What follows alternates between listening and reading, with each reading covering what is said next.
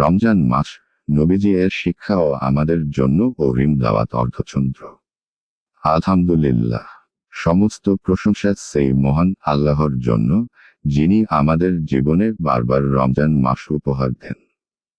দরুদ ও সালাম বর্ষিত হোক আমাদের প্রিয় নবী হযরত মুহাম্মদের উপর, যার জীবন ছিল কুরআনের বাস্তব রূপ। প্রিয় ভাই ও বোনেরা, রমজান শুধু একটি মাস নয়, রমজান হলো আল্লাহর পক্ষ থেকে বিশেষ দাওয়াত। রমজান মানে শুধু রোজা রাখা নয়, রমজান মানে নিজেকে বদলে ফেলার এক সুবর্ণ সুযোগ। অর্ধচন্দ্র রমজান মাস কেন এত গুরুত্বপূর্ণ?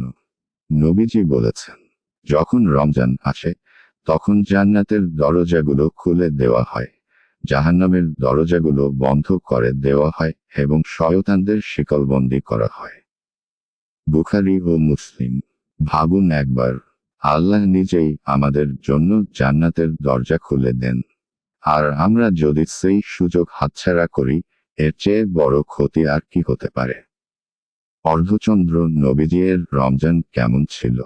নবী মুহাম্মদ রমজান এলে নিজেকে পুরোপুরি বদলে ফেলতেন। তিনি বেশি বেশি কুরআন তিলাওয়াত করতেন, বেশি বেশি নামাজ পড়তেন, আর দান সদকা করতেন এমনভাবে যেন ঝড়ের গতিতে দান করছেন। হাদিসে এসেছে, রমজানে নবী দান করার ক্ষেত্রে বাতাসের চেয়েও বেশি দয়ালু হয়ে যেতেন।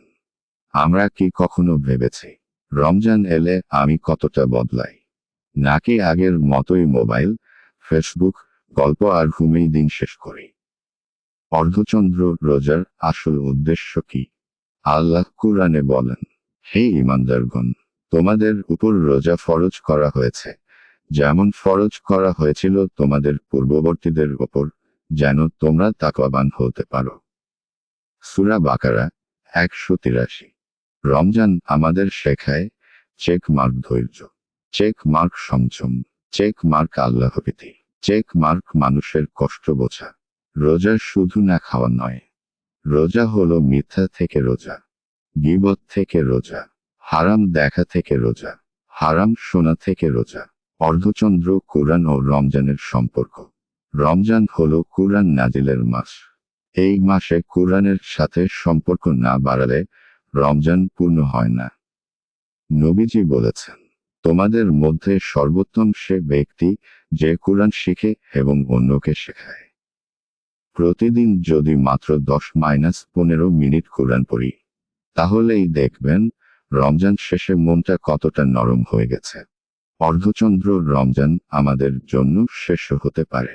প্রিয় ভাই ও বোনেরা, কেউ গ্যারান্টি দিতে পারবে না এই রমজানটা শেষ পর্যন্ত পাবে কিনা।